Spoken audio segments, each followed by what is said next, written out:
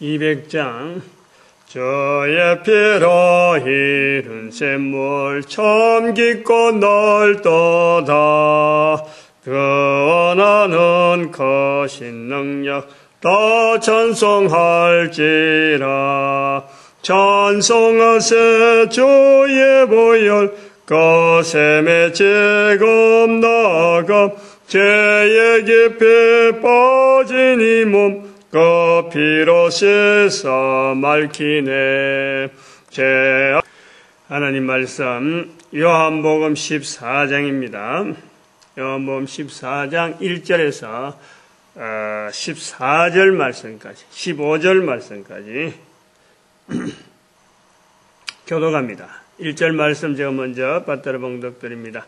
너희는 마음에 근심하지 말라. 하나님을 믿으니 또 나를 믿으라.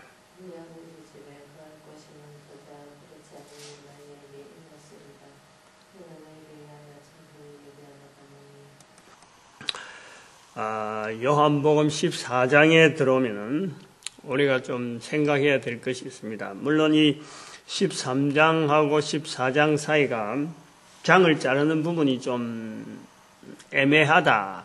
조금 더 13장이 좀 길었으면 하는 것도 13장이 예를 들어서 14장 오늘 본문까지 하든지 안 그러면 뭐 14장 7절 정도까지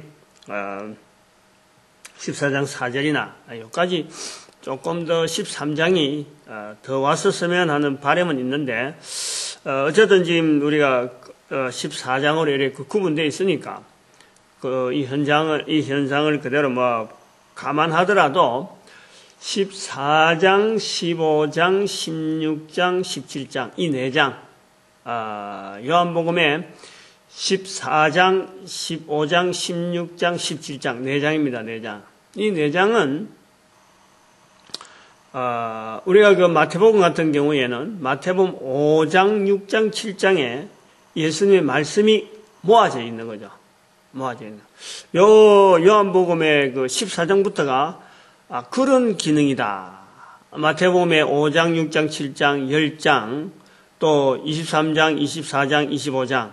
이렇게 마태복음에는 예수님의 말씀을 이렇게 한꺼번에 이렇게 모아놨는 곳이 있단 말이에요. 그것은 일부러 예수님께서 긴 내용을 길게 사람을 모아놨고 예수님이 계속 말씀했다라는 현장적인 내용보다도 마태는 마태, 요한은 요한, 또 누가복음도 또 그런 내용이 조금 있는 부분이 있죠. 여행하는 과정에서 생기는 많은 또 여러 가지 내용들이 또 집중적으로 있는 이런 부분이 있는데 이런 것은 기록하는 사람이 누구한테 뭐 기록해달라 뭐 청탁받은 건 아니고 사건 중심으로 특정한 어떤 사건 중심으로 해보다가는 예수님의 말씀 자체를 다 못 기록하는 그래서 말씀만 별도로 이래 관계되어지는 말씀들을 모아서 기록해낸 그런 거로 우리가 추정할 수 있는 거예요. 뭐 예수님께서 내가 이런 행동, 이런 말씀을 했는데 너가 기록하지 않았느냐? 이렇게 문책을 당하면서 쫓기면서 기록한 것은 아니다. 그저 예수님의 말씀을 기록하고자 하는 그 의도와 형편에 따라서 더 남기려고 했던 하나의 방편으로 말씀을 모아놓은 것이 아닌가 그렇게 보아집니다. 14장, 15장, 16장, 17장이 바로 그런 부분이에요. 왜 그러냐면은 13장을 끝으로 해서 이제 끊는다 그러면은 13장에 지금 예수님께서 가룟 유다와의 그 관계를 주로 직접적으로 했고 그 다음에는 내 제자가 되리라. 서로 사랑하면 내 제자가 되리라 하는 전반적인 이 제자들에 대한 단속을 마무리를 하는 그런 표현으로 13장에서 보인 거예요. 그 다음에는 18장으로 가면은 바로 예수님께서 이 말씀을 마치신 후에 하고 예수님께서 이제 겟세마네 동산으로 올라가는 모습이 보이는 거죠.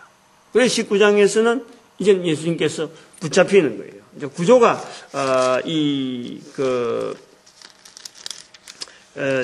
전체적으로 이 예루살렘에서 지내는 예수님께서 이제는 십자가를 향해서 이제는 성큼성큼 바로 막 걷는 그 걸음에 예수님께서 지금 14장부터 17장 사이에는 긴 예수님의 내용이라. 예수님이 물론 그 제자들이 하나씩 이렇게 끼든다 그러나요?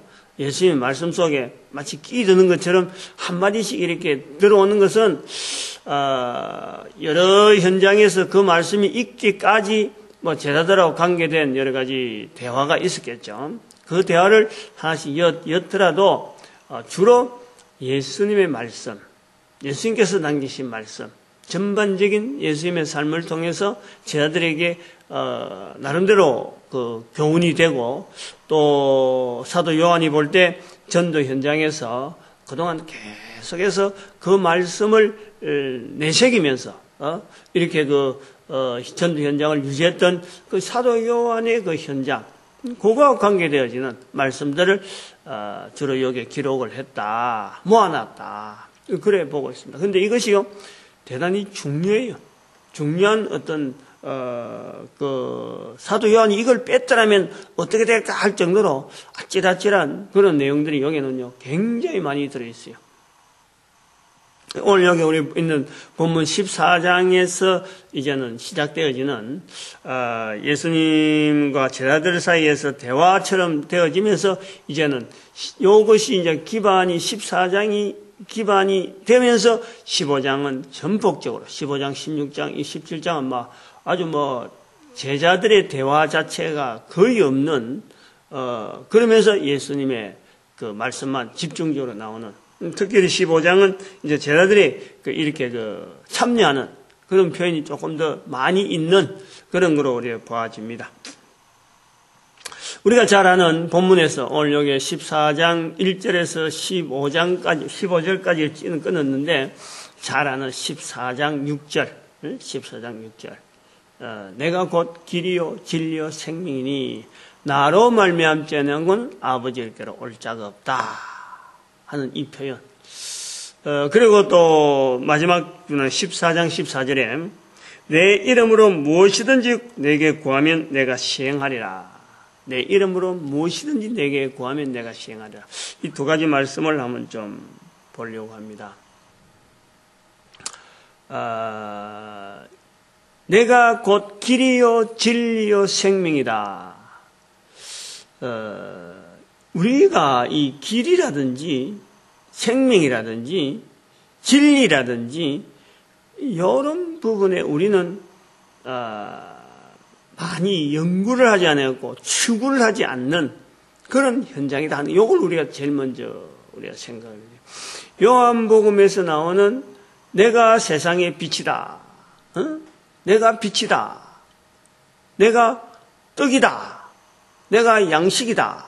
내가 생명의 음료수다. 내게 와서 먹으라 할 때 이런 것, 내가 길이요 진리요 생명이다. 그러니까 내가 무엇다 하고 할 때 예수님께서 내가 무엇다 하는 이런 표현을 하는 것이 요한복음에 많은데, 그 당시 시대를 들어가 보면 그 말씀 한 말씀 한 말씀이 굉장히 힘이 있는 거란 말이야. 길. 굉장히 의미가 사람들에게 이게 길이다 하는 부분에서 이게 탁 이래 그 내용이 굉장히 무게가 있다는 거지. 그런데 우리는 그러면 길이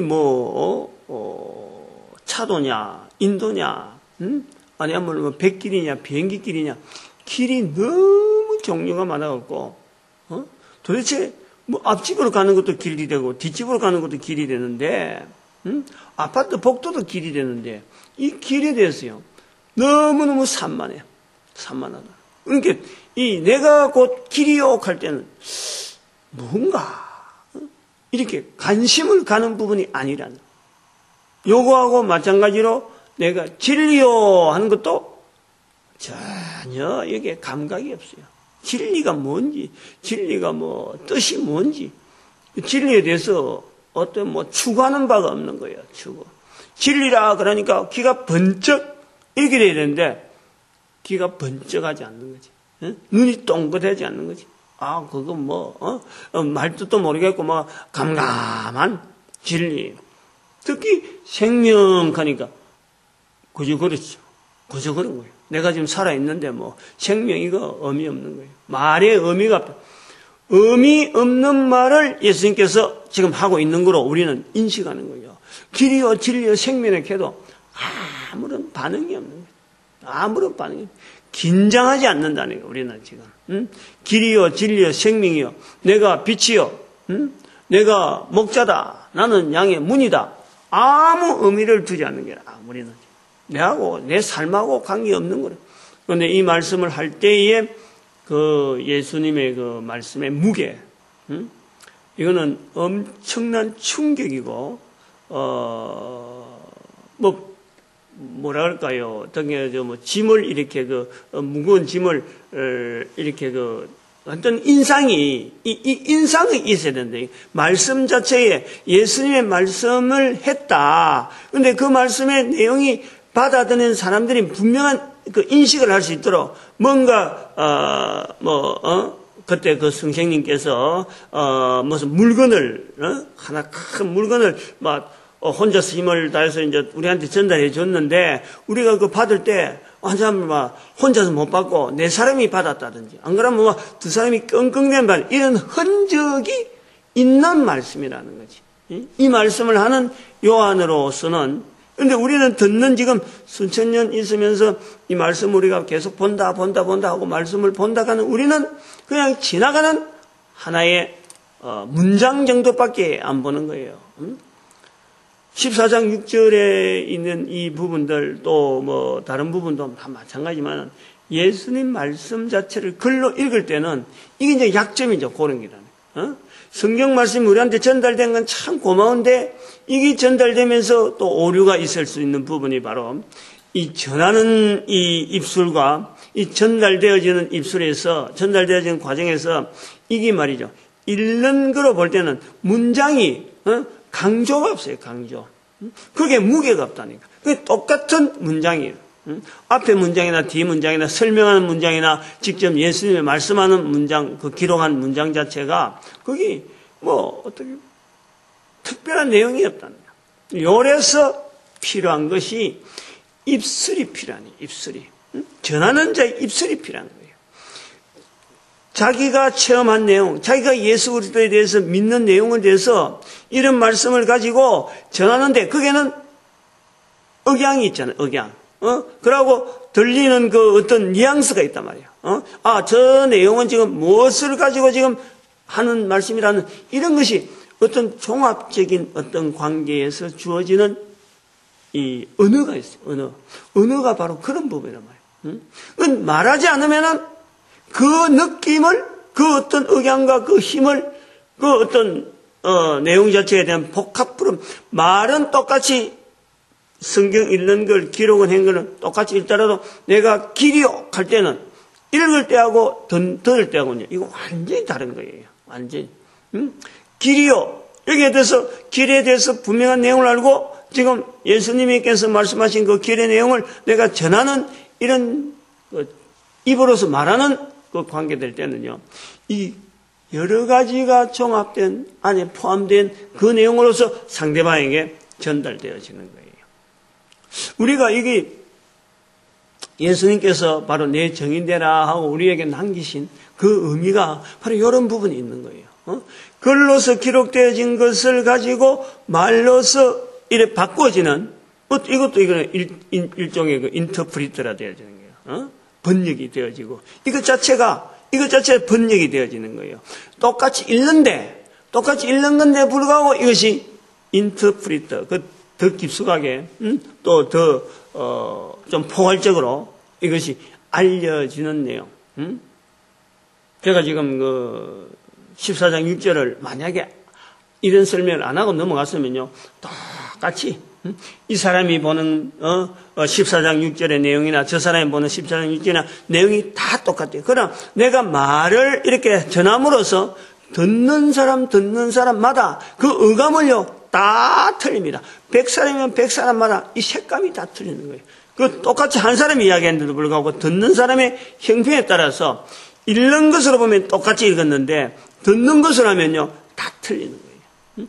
그것에서 성령님의 역사가 나타나는 거예요. 각 사람마다 여기에서 전해지고 여기에서 전달되어지는 그 과정에서 나타나는 성령님의 역사, 나타내고자 했던 성령님 역사가 지금 이 시대에, 지금 이 시간에 함께하는 거예요. 그 상황, 그러한 어떤 그 조건, 그것이요, 우리 인간들을 이 땅에서 존재하게 하시는 그 하나님의 놀라운 섭리 계속 이어지는, 우리가 세대마다 이어지면서 또 문화가 달라지고 또 나라가 달라지고 하는 이런 과정에서도 계속해서 복음이 유지되어져 가는 하나의 틀이라, 틀. 이 틀이라요. 말을 해야 되나, 말을. 입으로 말을 해야 돼요. 내가 곧 길이요, 진리요, 생명. 이거는요, 아니야말로, 우리가 참 씨름을, 뭐라 그럴까. 제가 언젠가 한번 이런 생각을 한번 해봤는데요. 길이다. 예수님께서 길이다. 예수님께서 진리다. 예수님께서 생명이다. 하는 이런 것을, 한번 이런 내용을 가지고 우리가 그 예배 참석이라, 예배 참석. 살아있는 동안에 우리가 예배 참석이다 하는 이런 그 자리를 우리가 한번 염두에 두고, 내가 예수님과의 관계라 하는 이런 부분에 내가 성령님의 인도, 성령님이 나를 섭리한다, 내가 하나님을 인정한다 하는 이런 그 내용을 내가 예배 참석이라 하는 이게서 내가 표현하는 우리의 삶을 나타낸다 그럴 적에, 예배 참석을 가지고 가려고 하는 우리 마음에, 우리 자세가 그냥 시간 되니까, 또 내가 늘 다니는 일정한 교회가 있으니까, 교회라는 장소, 시간이 되었으니까, 그러니까 또 내한테 주어지는 직분이 있으니까, 이런 것이 연연해서 근데 의뢰의 타성적으로 가는 이런 어떤 일반적인 모습이 있어요. 근데 여기에 만약에 예배를 참석하지 못하는 어떤 요소가 있다. 어떤 요건이 주어졌을 적에 그 요건에 대해서 예배를 참석하지 못하는 것에 대해서 내 자세가 예배냐, 예배 참석하지 못하는 환경 속에 내가 가야 되느냐 하는 이 속에서 내가 생명이 달려있는, 이거는 중요한 생명의 자리이기 때문에, 이거는 중요한 내가 걸어야 될 진리의 길이니까, 진리의 자리니까, 내가 이것을 보여주는 진리의 자리니까, 안 그러면 내 인생살이에서 이 길은, 예배에 참석한 이 길은 내가 놓칠 수 없는 분명한 내 표시로서, 내가 걸어야 될 자리로서 예배에 참석을 못하는 이것이 중요하지만은, 이것도 중요하지만은, 어쩌면은 지금 당장에는 이것이 더 중요해요. 이것이 더 중요하다.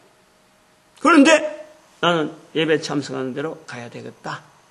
라고 할 때 그 방향 전하는 거, 이럴 때 자기의 삶을요, 자기 인생이라 하는 인생을 걸고 선택하는 거예요. 인생을 걸고 거기에다가 몸을 맡기는 거예요. 거기에는 그것이 바로 영혼을 던지는 거예요. 영혼을 던지는. 단순하게 뭐 예배 참석 이야기하니까, 뭐 그럴 수도 있고 저럴 수도 있다라고 하지만은, 이런 결정을 할 때 자기의 삶에 예배 참석 못하게 할 정도라 하는 그거는요, 대단히 큰 일이에요. 중요한 일이에요. 그거 안 하면은 내가 그야말로 직장에서 잘리는 일이 있을 수 있고, 참 부부관계도 더 악화되어지는 일이 있을 수 있고, 자녀 문제에서도 큰 어떤 사건이 되어질 수 있는 요건이 있는데도 불구하고 내 삶의 걸음에서 내가 예배 참석이라 하는 어떤 현상, 어떤 자리, 그 자체를 내가 놓칠 수가 없다. 반드시 이거는 더 중요해. 누가 봐도 더 중요한 것 같은데, 그러나 내 삶에 있어서는 예배 참석이라는 것에서는 내가 다른 거하고 비교할 수가 없다. 라고 하면서 그 길을 걷는 거예요. 그 길을. 교회 가는 그 길을 간다든지 안 그래 예배 참석하는 그 길을 간다. 왜냐? 이것은 바로 내가 택한 내 삶의 길이다. 그게 진리예요. 진리. 절대 이거는 내가 바꿀 수 없다. 타협할 수 없다. 이게 진리란 말이야. 내한테 있는 진리란 말이야. 내한테 있는. 그리고 이것을 진리라고 삼아서 내가 보여줄 때는 여기에는 바로 지금의 내 생명이라고 하는 이 생명. 이것보다 훨씬 값진 생명이 있다. 여기에서 길과 진리와 생명이 되어지는 연결되어지는 예수님의 말씀에 어떤 그 내용이 있다고 보는 거예요. 그런데 우리는 길 자체도 잘 매끄러워 이렇게 정리를 안 돼 있었고 진리도 정리가 안 돼 있고 생명은 더더구나 안 돼 있다면은 이런 말씀은 100번 봐도 100번 똑같은 내용으로 한 문장이지 이게 내 삶에 연결되어지는 문장은 절대 아닌 거예요. 절대 안 되는 거예요. 너를 솔직히 이 말씀을 듣는 자들이 정리를 해가지고 반드시 알려줘야 돼요. 반드시 입으로 이야기해야 돼요. 내가 정리되어지는 길. 내가 그것을 예수님의 말씀 속에서 나타나고 내가 또 보여야 될 진리의 내용. 생명의 내용을 내가 전해줘야 돼요. 전해줘야. 제가 지금 이렇게 전하지 않으면요. 읽는 사람은 다 똑같은 내용이에요. 그러나 저는 저대로 이 말씀에서 내가 이렇게 정리가 되어지고 실험을 해보고 그래가지고 이것도 어느 날 한순간에 듣고 이거 들었으니까 내가 그래 해야지 이런 게 아닙니다. 오랫동안에 다듬고 이걸 어떻게 표현해야 지금 우리 시대에 지금 있는 사람의 상황에 따라서 이것을 전달되어질까 하는 것을 생각을 해보는 나름대로의 품흥이 있는 거예요. 그 속에서 인격이 있는 거예요. 그 사람의 인격이 있는 거예요. 저런 말을 저런 사람이 하게 될 때에 보낸 시간에 따라서 그 자기가 품고 있는 말 그것을 내뱉었을 적에 듣는 사람이 그 말을 할 수 있는 그 사람이 보낸 시간 그 자체가 전달되어지는 거예요. 예수님께서 내가 길이요 진리요 생명이라 하는 이 내용이요 예수님의 인격이 그 속에 묻어난단 말이죠. 묻어난단 말이에요. 무슨 길이냐? 예수님께서 그 앞에 설명을 해놨단 말이에요. 길. 내가 가는 곳에 그 길을 알리라. 그 길을 알리라. 이 예수님이 말씀한 그 길을 가는 것. 이것이 어쩌면 뭐 길이요 진리요 생명이라 하는 이 자체가요 사실은 그 예수님께서 이 땅에 오신 그 모든 일에 어떤 그 중심을 간단하게 이렇게 단어 세 개로 가지고 나타내는 거로 보는데 어찌 보면은 하나님 하는 그 크고 어쩌면 뭐 창조자 하나님 인간과 그 하나님과의 관계를 널리 비출 수 있는 그 어떤 부분에서는요 우리가 창조주 하나님의 그 범위, 그 스케일은요, 우리가 감히 말을 못합니다. 왜냐하면 우리는 피조물이기 때문에. 그런데 예수님께서 그 피조물 때문에 오신 분인데, 피조물에게 하나님의 그 방대한 내용을 인간에게 알리기 위해서는 절대 아니라는 거예요. 우리가 이걸 반드시 알아야 돼요. 길이라 하고 할 때 내가 그 길을 너희가 알리라 하고 내 길이요 진리요 생명이라고 하는 것은 인간의 입장에서 반드시 어떤 유지해야 될 하나의 방편 또 그것은 또 하나님께서 그 하나만 바라보겠다는 거예요. 그 하나만. 이 어마어마한 하나님 되심을 저들에게 알려서 하나님 되게 하려고 하는 건 절대 아닌 거 아니에요. 절대 우리가 혼돈하면 안 돼요. 우리가 성경의 내용이 이런 여러 가지 많은 부분을 지식을 알고 지혜를 얻는다 그래도 그 지혜라는 것은 하나님께서 원하시는 인간에게 요구하는 그 하나의 것밖에 없어요. 하나. 그 하나라는 게 뭐냐니까 즉 길이라는 것인데 하나님께로 오는 길이에요. 하나님과의 연합되는 길이죠. 죄로 말미암아 떨어진 인간이 하나님과 연합되면서 하나님과 교제하면서 하나님께서 원래적으로 인간을 만들 때에 그 위치가 있는데 그 위치를 회복하시는 그 하나님의 섭리에 우리가 들어가는 거예요. 더도 없고 덜도 없는 거예요. 원래 하나님은 인간을 만들 때 존귀한 자로 하나님께서 영원한 삶을 맛볼 수 있는 하나의 존재로서 만들어진 이 자리가 있는 거예요. 그 자리 회복이지 새로운 자리를 인간이라고 하는 것을 이제 예수님께서 구원했다고 해서 이제 예수님께서 구원했으니까 그 예수님의 피까지 공로까지 해서 더 얹어서 또 다른 어떤 인간의 자리가 아닌 거죠. 인간의 본연의 자리, 인간의 본연의. 우리가 그것을 반드시 해야 돼요. 그 본연의 자리에 떨어져 있는 것을 회복시키는 그 일을 하나님께서 오로지 인간에게 원하고 있어요. 인간에게. 반드시 우리가 이걸 염두에 많이 둬야 됩니다. 이거요, 고민 많이 하면서 우리가 나아가야 돼요. 예수를 믿는다 하는 것 자체가 뭐 사치라든지, 안 그러면 종교라든지, 이것 자체에 막 포장되면 안 돼요. 오로지 인간 자체가 본연적으로 이것은 추구해야 되고, 누구나 이것은 할 수 있는 일이 되고, 또 그 사람에게 있는 권리이기도, 권리.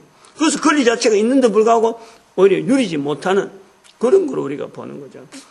종교 싸움하면 안 돼요. 예수님 이름 가지고 우리가 괜히 종교 싸움하면 안 되고, 하나님의 알아가는 거, 하나님을 믿어가는 자체에 대해서요, 뭐 특별한 어떤 특권청, 이것도 있을 수가 없어요.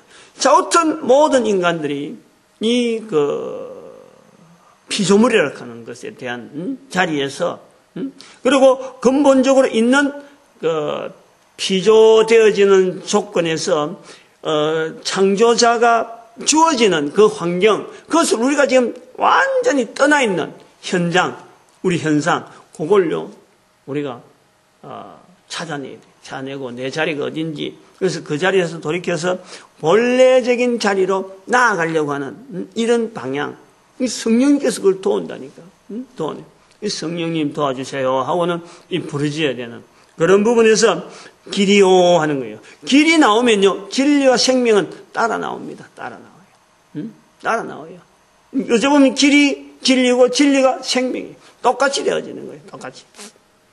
길이라는 표현 자체가 우리가 볼 때, 길은 항상 방향이죠. 방향. 길이라는 것은 무조건 우리가 사람이 땅에 서 있는다고 해서 길이 아닌 거예요. 길이라는 것은 방향이 있는 거예요. 이쪽이냐 저쪽이냐. 양사방에 온 둘레 있는 것은요, 그건 길 자체가 아니에요. 여러 갈래 길이 우리가 서 있을 수 있는데, 어쨌든 내가 택하는 길은요, 방향이 있는 거예요. 저 길이다 하면 저 길이 가는 방향이 있는 거예요. 그 길의 방향의 끝이 뭐냐는 인간에게는 생명이라는, 그 길을 걸어가는 이런 과정, 이리 길단 길이 선택되어지는 방향이 있는데, 그 방향 따라서 걸어가는 걸음인 바로 그것은 진리요, 진리. 우리의 삶의 진리. 내 삶 자체가 진리의 삶이 되어지고, 그 방향의 끝이 바로 생명이 되어지는 거예요. 이 길과 진리와 생명은 같은 거다. 어찌 보면은 스타트, 방향 잡고 나아가는 거, 그 다음에 그것을 가는 과정, 그 다음 끝이 바로, 그거는 뭐 당연히 끝이 나올 수밖에 없어요. 그걸로 가면. 그런 것이 길과 진리와 생명이다 하는 그런 뜻인데, 여기서 이제 14절에 나오는, 연결해보는, 내 이름으로 무엇이든지 내게 구하면 내가 시행하리라. 우리가 이런 그 길을 알게 되어지면서, 이 무엇이든지 내게 구하면 내가 시행하리라 하는 이런 말씀에, 여기에 우리가요, 엉뚱한 걸 구한다는 거죠. 엉뚱한 걸. 길이라는 것에 들어선 것 같은데도 불구하고 엉뚱한 걸 구하면은 이게 내가 길에 안 들어서 있는 거예요. 그리고 엉뚱한 걸 구하라고 우리가 많이 주변에서 듣는 거예요. 엉뚱한 걸 구하고 있다니까. 무엇이든지 하니까 정말 무엇이든지 입에서 말하면 다 되는 것 같은 줄 알고 있지만 천만에 길이라고 하는 이 길에 들어서 있는 조건 자체에 들어있는 거예요.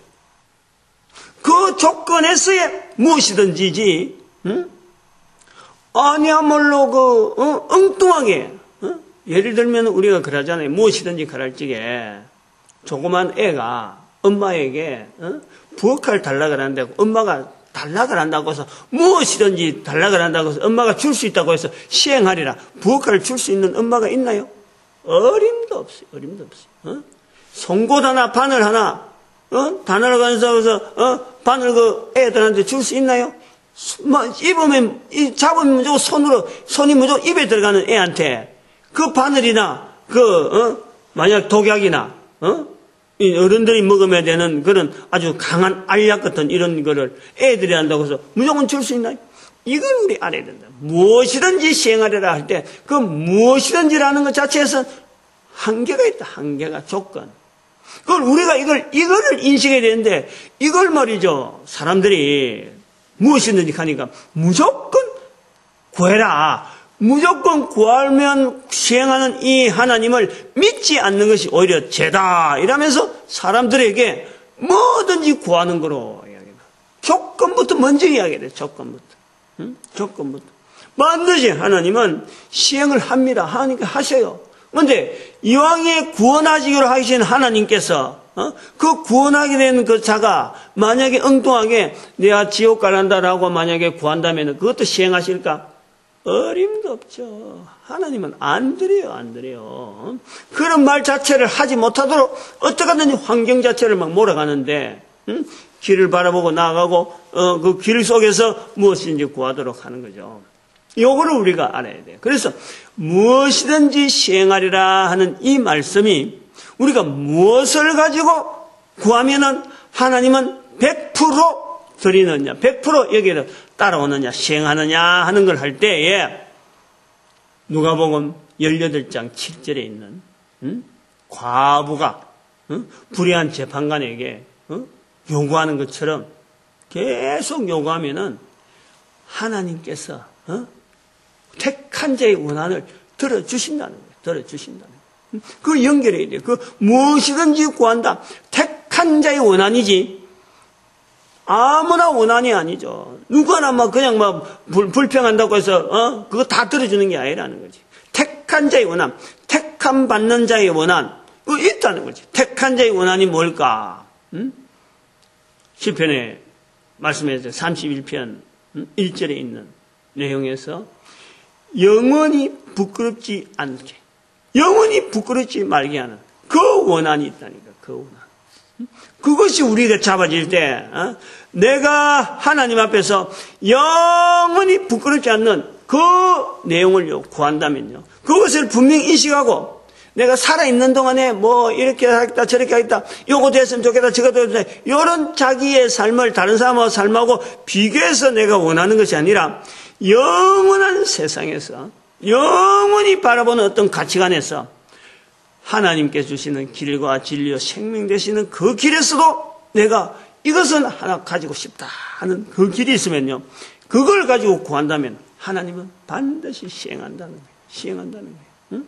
그것이 뭐냐니까 히브리서 11장 6절에 있는 상 주시는 자, 상을 구하는 거예요. 영원히 부끄럽지 않는 상을 구하는 거예요. 주시겠다는 거예요. 엄청난 거 아니에요. 그게 작은 거예요. 상을 주시겠다는데, 상을 구한다는데, 자에게 상을 주시겠다는데, 이게요, 사람 생각, 일반적인 환경하고는 차원이 다른 거죠. 차원. 대개 사람들이 구하고 바라고 추구하는 방향은요, 거의 대부분이 자기가 살아있는 동안이에요. 살아있는 동안. 그런데, 영원한 가치를 두고 영원히 부끄럽게 마시라 하는 그 중심을 가지고 하나님 앞에 상급받기를 바라는 중심으로 구한다면은, 아니, 지옥 가는 인생이 천국 가는 길만 들었어도 하나님께서, 이걸 하기 위해서 성령님이 다 도우고 역사하시는데, 거기서 인간이 천국에서 상 받기를 바라고 달려간다 그럴 적에 하나님께서 기쁨으로 또 오는 거예요. 기쁨으로. 그게 하나님이 기쁨이 있단 말이에요. 그게. 내가 상 주실 자로 내가 딱 상을 준비해놓고 있는데 그 준비해놓은 상을 하나님의 명예가 들어있는 그 상을 향해서 달려오는 발걸음이 있다 그러면 하나님의 기쁨이 있는 거예요. 기쁨. 단순한 구원은 예수 그리스도의 십자가가 있고 상은 하나님의 기쁨이 있는 거예요. 그래서 우리의 삶이 넉넉하고 든든하고 예수 그리스도로 말미암아 나에게 이런 복된 삶이 주어졌는가 하는 따라오는 인생도 즐겁고 이를 바라보는 하나님도 즐거움이 있는 거예요. 나의 기쁨이 되리라. 하나님께서 그렇게 표현하는 것이 바로 이 우리에게 무엇이든지 시행하리라. 길과 진리와 생명 되신 예수님께서 내 이름으로 무엇이든지 구하면 내가 시행하리라. 시행하는 14장 14절에 14장 6절, 14장 14절 같이 연결해서 이걸 연결해 봐야 돼요. 그래서 중간에 끊을 수도 있는데 일부러 좀 긴 본문을 잡고 오늘 말씀을 해보았습니다. 오늘 우리가 삶에 있어서 이 전도자의 자리가 얼마나 중요한지 또 전도할 수 있는 환경이 되어지는 교회로 출입했다는 것에 대해서 우리는 아주 자부심을 단단히 느끼고 이런 말씀을 들었다는 것에 대해서요. 우리의 자리, 우리의 가치, 듣는 자의 가치가 다른 사람하고 분명히 차별이 있는 거예요. 누리는 모습 되어지길 바라고 그리고 교회가 전도하는 일에 어쨌든 간에 하나 되어지는 것을 우리가 마음에 두고 또 그런 것을 향해서 품고 선포하고 또 우리 민족이 하나님 앞에 쓰임받기를 바라는 이런 중심으로 축복하는 시간으로 지어 삼정합니다. 주여!